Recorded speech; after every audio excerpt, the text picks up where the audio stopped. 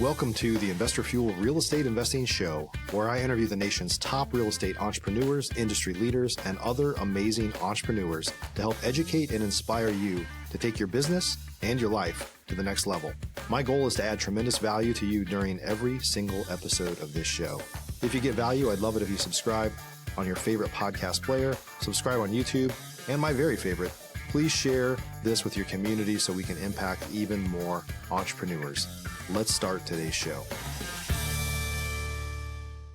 Hey, everybody. Welcome back to the show. Today, I'm here with my good friend, Jen Coldy from Minnesota Home Guys. We're going to be talking about really how to build a business that enables you to live the life that you want. I've talked about this a lot. If you're a repeat listener of the show, we talk a lot about the whole purpose of business is to enable, it starts off as like, I got to pay the bills, right? But that's not the goal. You could get a job for that. The goal with a business and why you might be willing to work hard is that it enables you to generate enough profit to live the life that you want. But that's very academic. So today we're going to kind of get into like, well, how do you do that exactly? Jen's going to share a little bit more about that with us. So, Jen, how are you today? Good to see you. Thanks for setting this up. This is great. It's always fun to chat with you. Always good to see you. We were just down in New Orleans a couple weeks ago, and we are just talking about that. So, yeah, good time. That was fun. That was a scene. But yeah, New Orleans it's a whole thing. Yeah. Yeah, for sure. So I'm excited to talk about this. I know that you guys have scaled your business up quite a bit, and you're teaching other people how to kind of do this now. You've been a huge giver inside of the Investor Fuel family. You guys have been members for a long time now. You're what we call OGs, been around for a long time. And I know you have a lot to share. So before we jump into kind of the topic of the day, tell us a little bit about you and your background.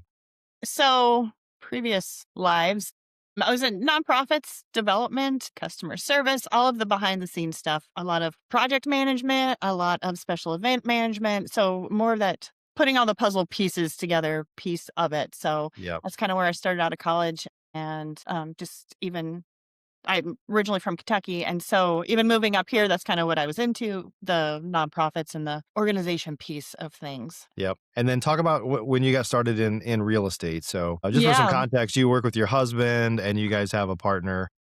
We do. Yep. So three-headed monster.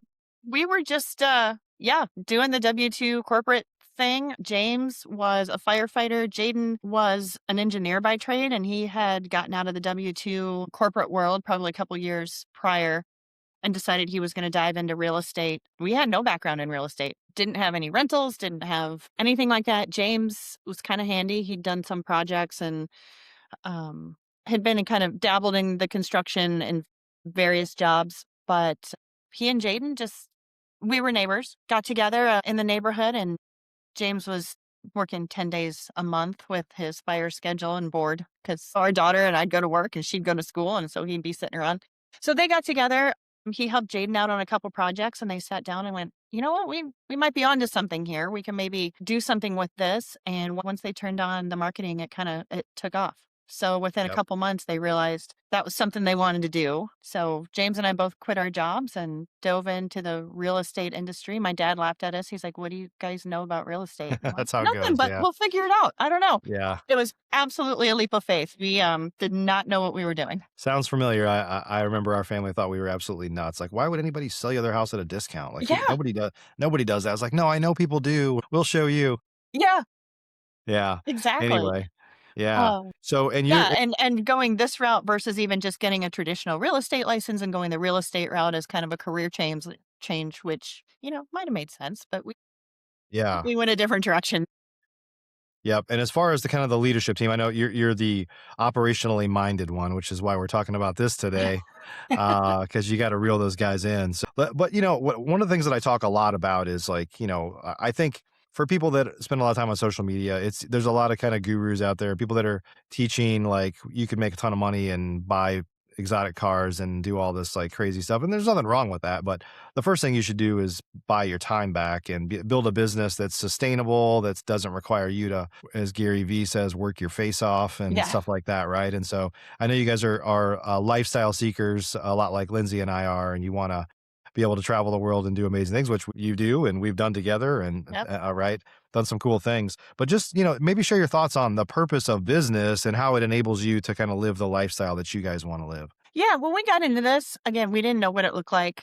James is just an entrepreneur mind. So we were excited to just be our own boss and kind of run it our way and not really answering to anyone. Jaden used to call the corporate space soul crushing because you go, you clock in, you get your watch after what 20 years, and that was kind of his. And so that piece of it is liberating in itself. You just kind of able to kind of set your pace, do your thing. But yeah, for us, it was, the first few years as you're getting going, and especially for us not knowing what we were doing and what building a business looked like, it takes a little while to find your stride. But James and Jaden are the visionaries, and you need both.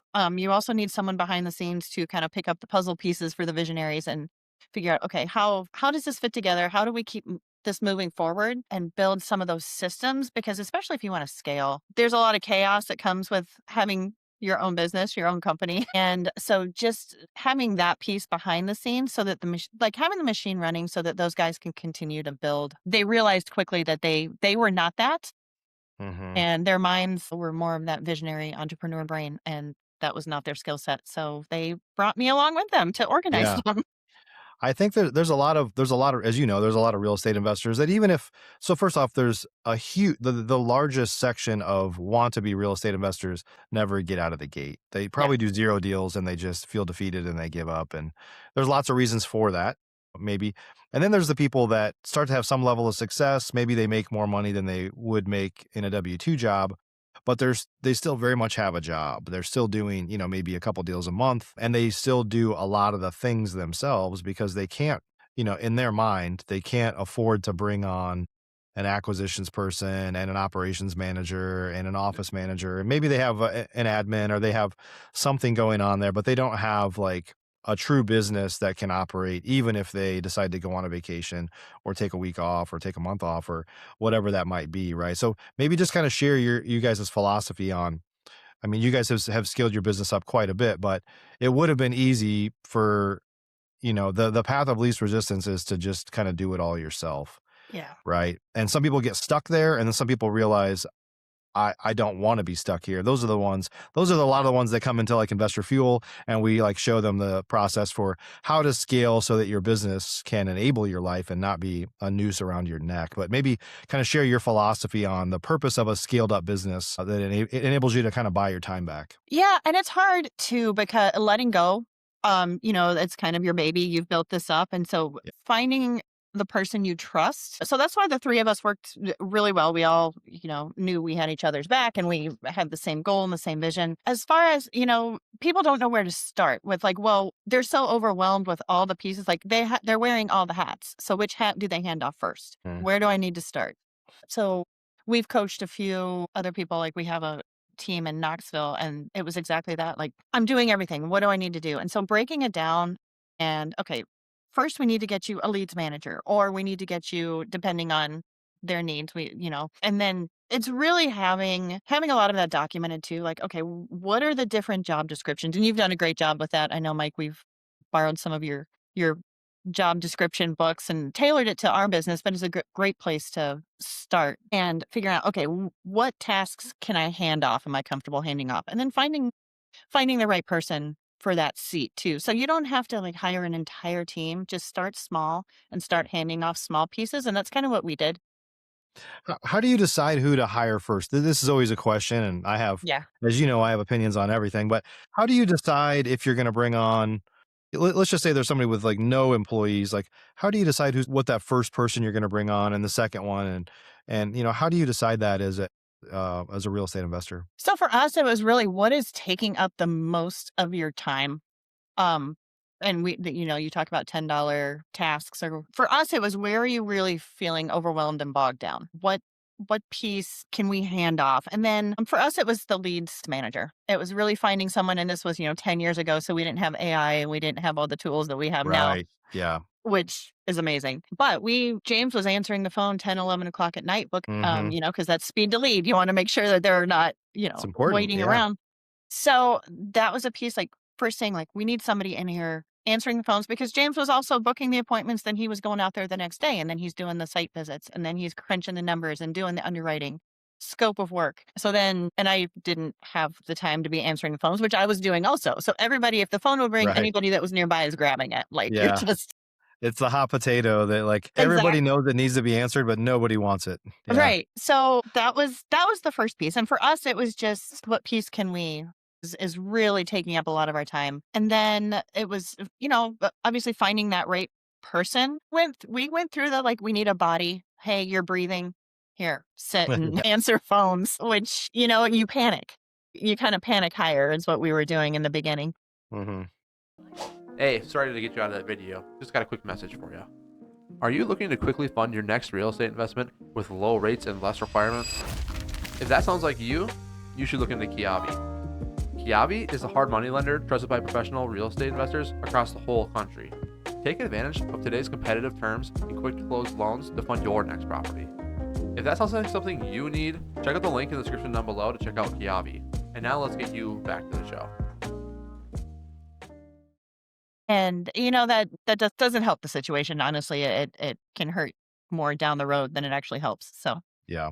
Yeah. I think that challenge of, like, finding out who to put on your team, and we're all we're all guilty of it. It's just like, I literally used to have, like, a catchphrase that I said is like, "If I could find a good athlete, I always find a place for him on my team." And then that's evolved. It's like, "No, like, I need to hire for," because what I would end up doing is like, well, they're loyal, or they're a hard worker, or, like, they yeah, have some things that are important, but it's like, but they don't have a specific skill, so I'm just kinda making a role for them, and inevitably, there's some things that role requires that I'm like, "Well, they're not very good at that." So, like, I'll just have somebody else do that task, and it's hard to run a business that way because, like, if you're building a team around the skills of the people versus, like, the roles require a skill, and if you don't have these things, then you can't have this job.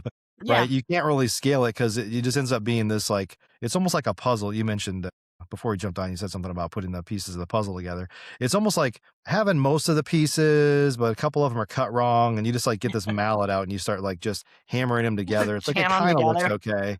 It's like, this isn't the right puzzle piece, but I'm gonna make it fit, you It'll be know? fine. It'll be Yeah. fine. We've got somebody in the seat. It's fine. Right. They'll figure it out. Yeah, and we learned through trial and error and all the blood, sweat, and tears that that doesn't always work. Yeah. Yeah, it never works over the long term. Like, it might feel like it's almost like, I don't know if you ever go to the chiropractor, and, like, I go to the chiropractor, and they're like, "How do you Yep. feel right afterwards?" I'm like, "Well, I have a bunch of endorphins running through me because you just, like, cracked my back, so it feels good, but did you fix anything?" Like, "I don't know, time will tell." And, Yep. it gives you an Exactly. endorphin rush because 'cause you're like, "I got it off of my plate," but Yeah. it's not necessarily the right thing to do. Absolutely. And that's so we have become, a few years in, it was very apparent. And, just my background was I'm very like document everything. What's the job description? What do we want this person to do? What are the expectations? Like, what are some goals that we have for them? So, and it doesn't have to be that complicated. I mean, especially starting out, what do you want this person to do? Um, do you have so many calls or appointments, or making sure you have those expectations set and communicated?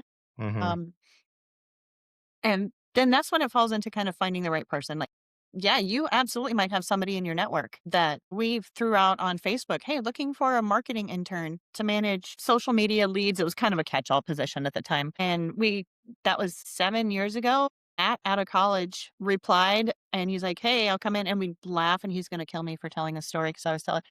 But Jade and I, he came in, and we were, we're casual. We're in jeans and shorts and a t-shirt, got his hat on, tennis shoes, whatever. Matt comes in a suit, and because, first big boy interview out of college. Yeah. But he's been with us for 7 years. He's moved through different departments of the company. He's learned different things, and he's one of our top acquisitions agents now. So, That's great.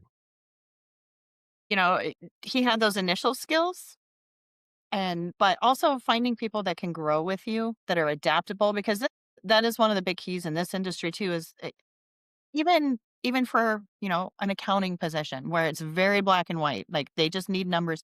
They've got to be able to pivot, as we always say, because Mhm. this industry moves. So Yeah. there are a lot of pieces to finding the right person, especially in this investment industry and side of things. It's a little different than a normal industry and job. Yeah. Yeah, those are, I would start out just saying, being very specific about what the role is. I Mhm. know I kind of wandered Yeah. there, but that's That's been a big thing for us is like, what are the expectations? Yeah. How do you, with your team, how do you manage them to, have kind of clear goals? How do you make sure they have clear goals like KPIs or whatever that you kind of Yeah. tracking? And then also, you kind of mentioned this word a couple times, pivot. And I Hmm. know there's been a lot of pivoting over the past few years as the Yeah. market's kind of shifted, and it's inevitable in every industry and every market. There are tweaks or things that are coming at us. Could be changes in the market. It could be, adoption of AI. Like, how do you kind of instill those things in your team so that they're always looking for how to get better? Because quite frankly, there's a lot of people that have that might be the more of the employee mindset that Mhm. just will do the thing over and over and over again, and they're not necessarily looking for ways to improve. Yeah. So and also, being a small company, most of real estate investors, they're either mom and pop or they're smaller offices, smaller teams. So staying connected for us is huge. We use Asana, WhatsApp. We have each department, each team has a morning huddle. We do Monday morning meetings. So we have everybody log in and we'll review kind of what happened last week in the business. The Monday morning meetings, we'll do what happened last week in the business, what's going on this week. It's kind of a quick touch base. Anybody have anything going on? But throughout the day, like the WhatsApp is blowing up. People are asking questions, they're connecting, and in there, we're able to share information. Those morning huddles also are a good touch point for anything that the management team is like, again, pivoting. Oh, hey, we're going to go this direction now. So those morning huddles, like, hey guys, this is setting priorities for the day. Yeah.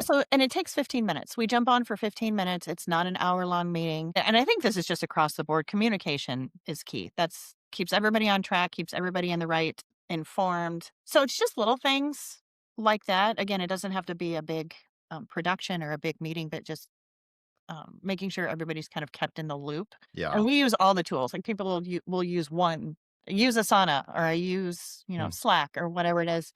We have all the tools.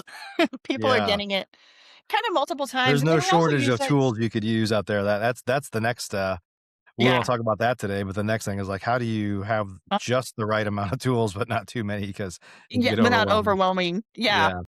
people just getting bombarded with information. So we use a lot of that, and just we check in with people. Those tools, like we use the WhatsApp also for us it's a culture thing, like making sure you're building that culture out of the gate. And people that have been with us for a long time have seen it evolve, and newcomers are like, this is great. Like, wait a minute. They feel like they're being informed. But it's also to celebrate wins. Hey, great job, Ashley, on getting that contract signed, or, happy birthday, happy anniversary to, whatever it is. It's keeping people engaged. Right.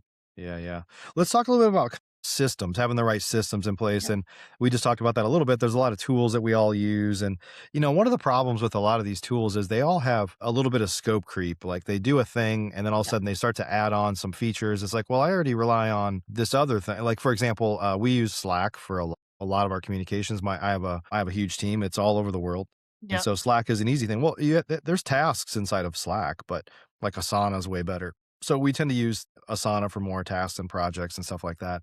But just talk about the importance of having the right systems and even not just softwares, but also just kind of your systematic approach or your processes for how you do things and how that's allowed you guys to kind of scale up. Maybe talk about that and maybe even share some tips on what you do to continue to let that evolve because it needs to continue to improve over time, right? Right. And as we've grown and as, we continue to grow and especially stepping into the franchise space, um, we've realized it's very important. Again, it comes back to documentation, like making sure everybody is aware of their role in the company, like their piece of the business that they own and giving them that extreme ownership. We've been diving into that more this year. Really, again, from the beginning, setting those standards, communicating the expectation, communicating the vision, and keeping those lines of communication open, first of all, besides just, like you said, the systems, having the CRM in place, making sure they're set up for success, like as far whether it's training or and even training like the managers. Here's your onboarding process. Like when you're hired here, and again, it doesn't have to be elaborate, but hey, we spend usually a day going through here's what the company looks like. Here's, the history of the company. Here's our vision. Here's our, mission statement. Here's how we approach every transaction. Yeah. And just setting that from the beginning. then the tools are the tools. Whether it's Asana or Slack or, you know, Pete or Salesforce or whatever it is you're using, making sure that they're comfortable, they're trained. And for us, it's very hands-on. Hmm. Like, especially if they're from outside um, the industry, we've hired quite a few people from outside real estate. That's, that learning curve is another piece, but it's, not required. Like, we're working with people now that, no, you don't have to know real estate. It's fine. Well, Yeah. we can teach you we can teach you that. It's like we're looking for people that have they can connect with people, they can network, they can build relationships. That's what this is all about. Hmm. But behind the scenes, making sure everything, like having, you know, SOPs, standard operating procedures. This is how our leads team handles a call. This is how our acquisitions team handles an appointment. This is how our transaction team handles, once it's signed, getting it closed. And so the machine, like, once there's a handoff, they trust that the next step in the process is like, nope, they know what they're doing. I've handed it off. I can continue doing my thing and it's going to keep moving through the pipeline. So for us, we've been in business almost 10 years, and I think Minnesota's running like a machine now. Yeah, yeah. Well, and you just mentioned kind of franchising for some context there. You guys have built out a franchise, the Home Guys franchise system, where you're Yeah. teaching other people how to use your systems and processes in place. And as you know, I had some franchise experience in my background as Just well, which just I a little. I appreciated early on because we are, Lindsay and I are like she's way more operationally inclined than I am, but I appreciate the value of in many ways somebody else showing you how to make shortcuts. I mean, in fact, that's the foundation of what Investor Fuel is all about. Is like you don't have to climb the learning curve on everything you do by yourself. You could surround yourself with people that can show you how to get there, right? And so maybe just talk a little bit about. I mean, I think talk about maybe some tips for smaller businesses, those that are doing a few deals, or maybe they're not newbies but have done a little bit, but understand they need to have a systematic approach to their business. Maybe you could share a few tips for those folks based off of what you teach your franchisees to do. Yeah. So, we found that as we've grown and stepping into this new franchise side, surrounding yourself with people that are going to use their superpowers. Like we talked about, like, I'm more behind the scenes, I'm more operational, organized. Having the people behind you that allow James and Jaden to continue to move forward. So, finding those people. And so now, they trust that Minnesota is just going to keep running. We've got Paul, we've got Anna, we've got people over there. And we're like, nope, they've got that, allowing them to step into this new space. And yeah, with the franchise side, it's, we've got Knoxville, Home Guys, San Antonio, and Orlando. And honestly, they've been our guinea pigs because, we stepped into this going, okay, guys, we don't really know what this looks like. But we have all of these tools and all of this information. Finding, we talk about this all the time, especially at Fuel. We use the predictive index um, to find as a tool. It's not the end all be all, but we use that as a Mhm. tool to gauge, is this the right person for the right position? And so helping the franchises lean into those as well. When we talk to Knoxville, for instance, like, we had all three of those guys take the predictive index and, like, what is your role in the company? What is your superpower? And then how do we surround you with people to support that? Mhm. And we've taken the SOPs and taken the job descriptions and just kind of help them build that team. Yeah. So I think the importance of some of the things you said there are that for all entrepreneurs, you have a skill set. And I think mhm, what ends up happening is a lot of entrepreneurs, especially we'll just talk about real estate investors, they tend to like try to find a way to do everything. yeah, And the problem is you're not good at everything. And as an entrepreneur, sometimes we just are forced to adapt. We're like, well, I'm going to figure this out no matter what, because it's a survival. Like you have to survive, right? But yeah, I think as you scale your business up, it's like, okay, just focus on what you're good at and you enjoy doing instead of doing a bunch of stuff that you can figure out, but you're not good at it and you don't want to do it. I mean, that's how you get burned out for sure, right? So then it's like make sure you're generating enough leads in the business to get enough sales to be able to pay for the team that you need to make sure that you don't have a job and you truly are a business owner, right? And so but I think a lot of times people focus on trying to level up the things they're not good at or they don't like doing versus find somebody else to do that. Cause I was talking to somebody the other day in the past week when this kind of came up is like for some of the things that we like absolutely hate, like let's just say most real estate investors hate bookkeeping and accounting. Like they hate it, but it has to happen. But what was crazy to me, it was an early epiphany that there's somebody else that is like, man, I love being around the real estate space, but what I really love to do is accounting. And Yeah. there's just like, there's somebody that loves that. And Yeah. it doesn't have to be Was you. not me.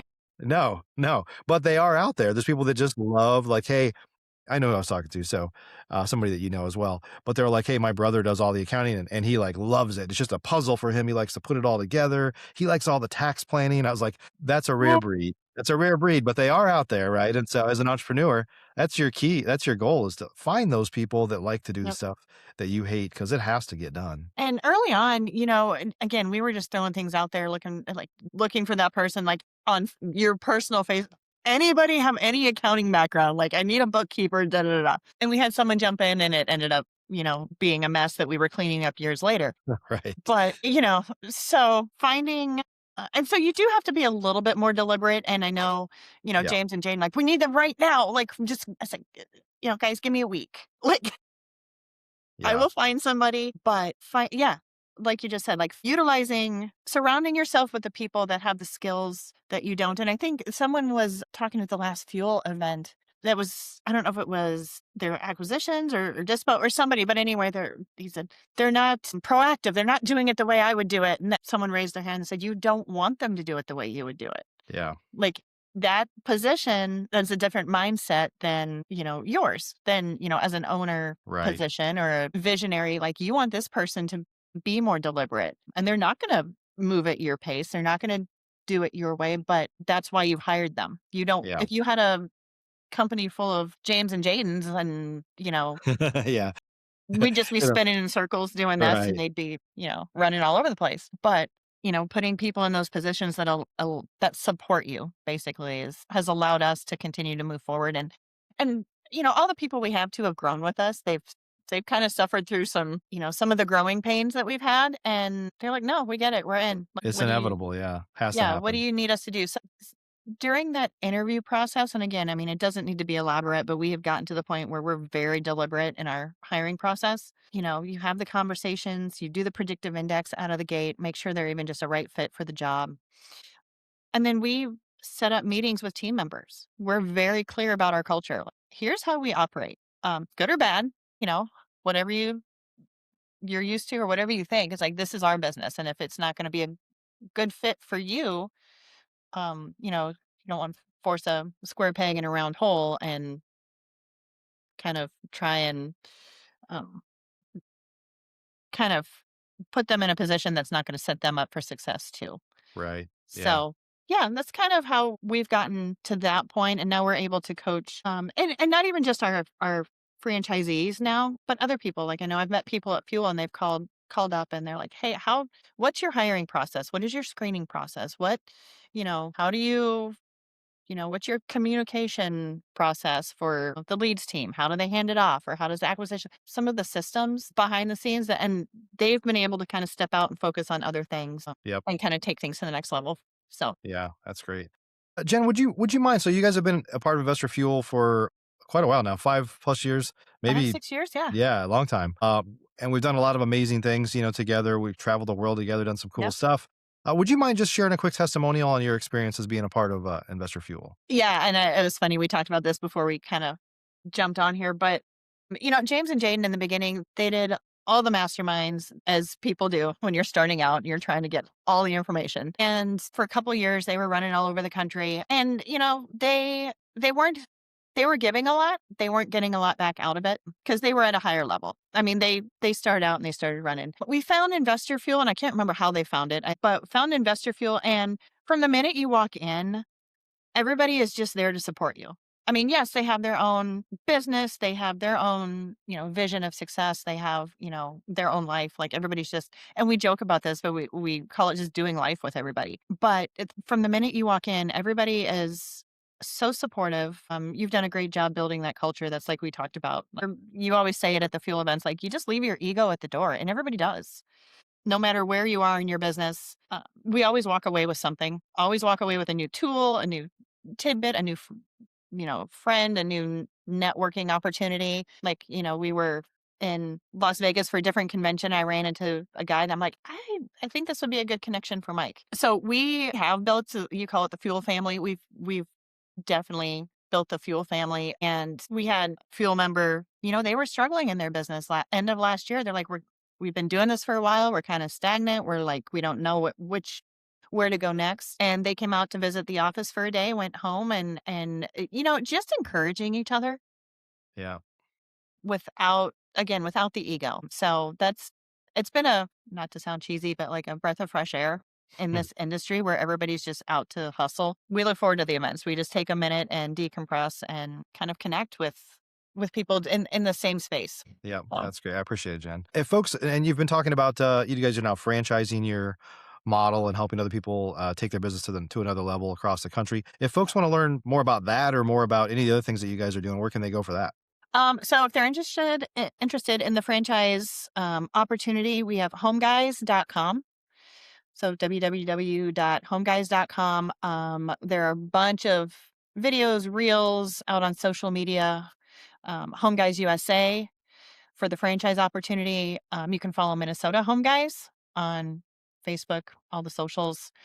For tidbits, you can see a lot of James and Jaden out there. Truck Talk with James. He likes to ramble as he's driving around, whatever's popping into his head at the time.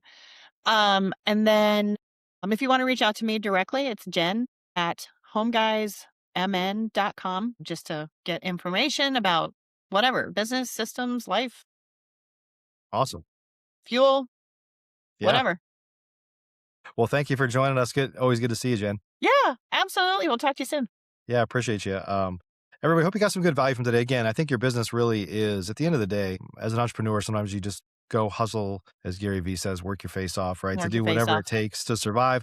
The goal is not to survive. The goal is to thrive. And as an entrepreneur, there's going to be ups and downs, but your business is a lot easier to ride those ups and downs if you're not doing everything. So really important to learn how to build a true business that you could be the owner of, and certainly step out of periodically to enjoy life and the fruits of your labor. So appreciate you guys so much for joining us. We'll see you on the next show. Thanks for joining us for today's show. You can learn more about the amazing benefits of the Investor Fuel Mastermind community, including surrounding yourself with hundreds of other rock stars, 100% financing on your deals, and members-only discounts from vendors you're likely already using that, as a member of Investor Fuel, will save you more than the cost of your membership. Visit investorfuel.com to learn more. You can also check out the show's notes for access to free resources, how to get access to world-class lead generation, and even how to work with me directly one-on-one. Don't forget to subscribe so you never miss another episode. See you on the next show.